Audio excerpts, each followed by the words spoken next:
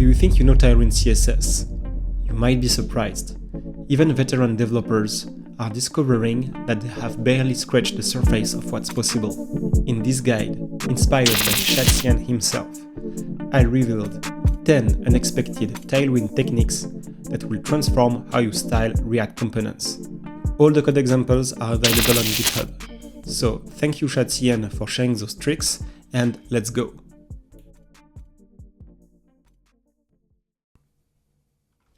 We start simple with the first technique. Here we want to control the size of the container depending on the state that we toggle with the button. Here we have a state, a boolean, and a button to toggle the state. The trick here is to introduce a CSS variable into the style property of our container. This variable, the width, is controlled by the state and will be different depending on the value of the state.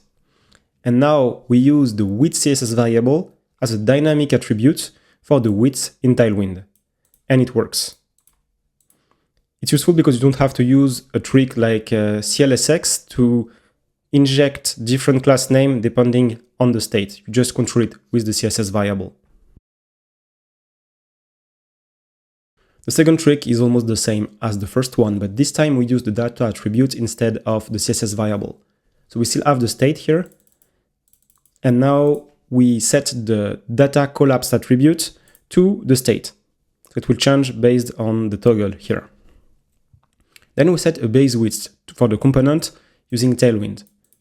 So here a width, but now we use the data selector to specify that when collapsed is false, we change the width, and we get a dynamic width for the container. Super simple. The data attribute is really powerful, and we tend to forget that it works in HTML. So keep it in mind next time you design a component. With the third technique, we use a powerful Tailwind selector to style a nested element based on the data attribute of its parent. So we still have the state here and the button to toggle the state, and we set the data attribute collapsed to the state. But now we use this powerful selector to rotate the icon here by 180 degrees, as you can see here.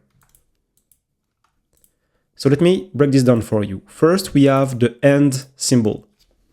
The end symbol refers to the element where the class name is applied, so our div here, the container.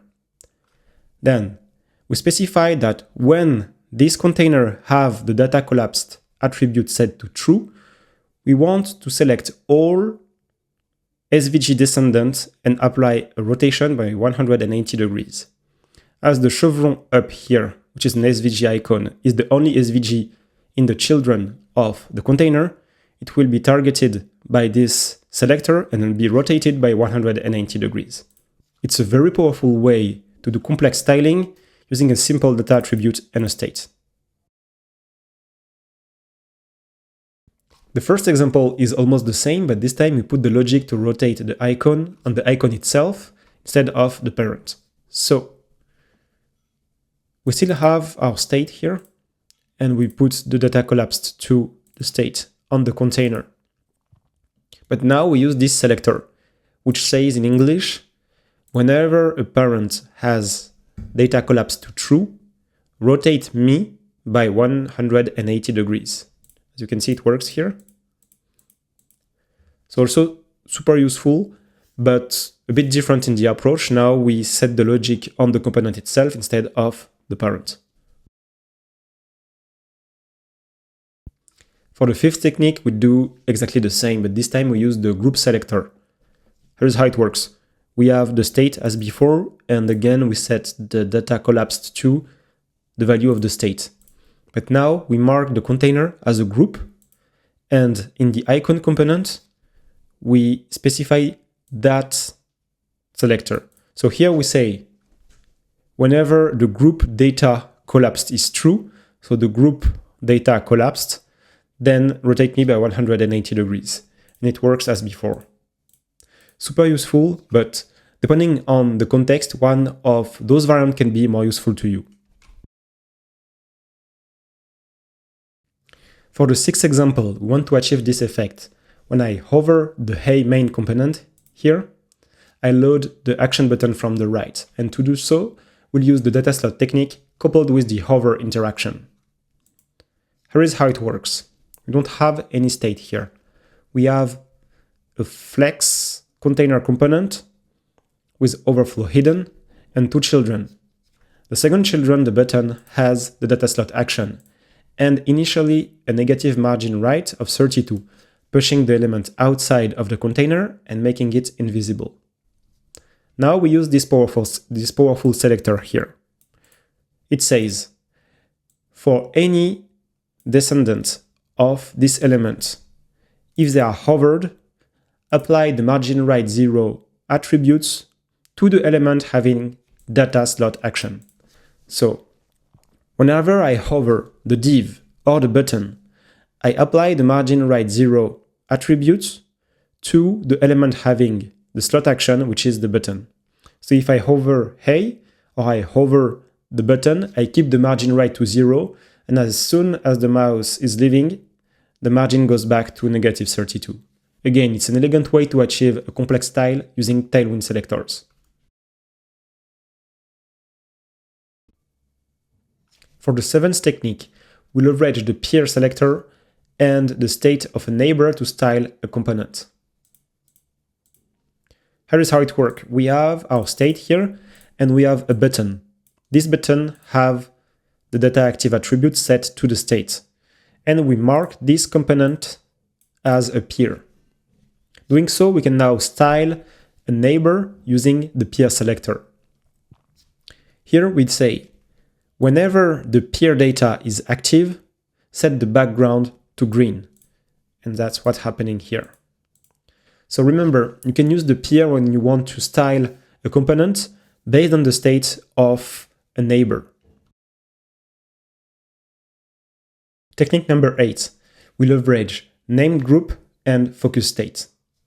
Here, whenever an element is focused within the group, so the input or the button, the background of the button goes to blue. Here is how it works. We have a container that we mark as a group named menu.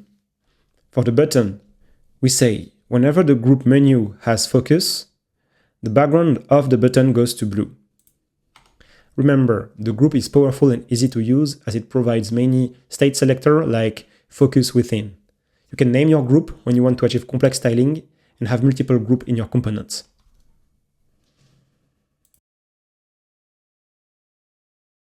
For technique number 9, we leverage data attributes within a group. So here, we style the background of this button based on the data attribute of a neighbor component. To do so, we have a state here, and we have our container, which is marked as a group named menu. Then this div here sets the data active attributes to the isActive state. Now our button says, whenever the group has an element with data active true, then the background of the button becomes blue. And here is the result. So remember, for the group, you can also target any element that have a specific data attribute and style any component using this powerful selector. And for the 10th and last example, we use variant-based styling. Here we have a button with two variants. First variant is black background. The second one has a border of green color. Whenever I toggle the variant, I want to rotate these components. To do so, I have a variant state here and the button that can toggle the variant. The data variant attribute is set to the variant, and we mark this button as a peer, so we can use the peer selector in the other component. Now, whenever the peer data variant is equal to ghost, I will rotate by 90 degrees this component. And here is the result. So again, an example of how peers can be used efficiently to achieve relatively complex styling in an elegant way. And that's it, 10 techniques to drastically improve how you style components with Tailwind CSS. I hope they'll make your life easier. See you in the next one.